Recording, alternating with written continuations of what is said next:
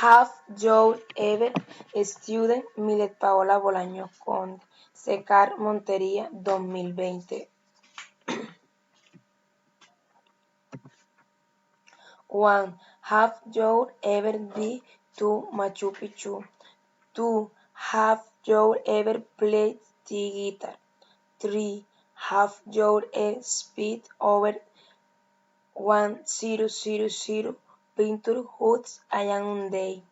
4. Have you ever met a famous star? 5. Have you ever done exercise at the beach? 6. Have you ever put a skate? 7. Have you ever ridden a motorcycle? 8. Have you ever drank tequila? 9. Have you ever driven a car?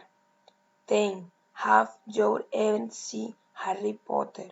12. Have you ever found money on the street? 12. Have you studied English before? 13. Have you ever run a marathon? 14. Have you ever cooked tacos at home?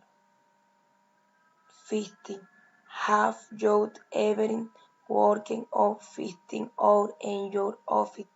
16. Have you ever visited the Great App of China?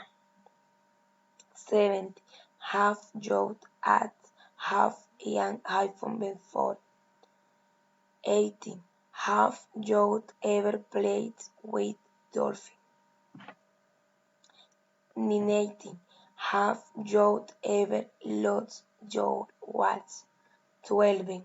Have you ever fallen asleep on your lap? Thank you.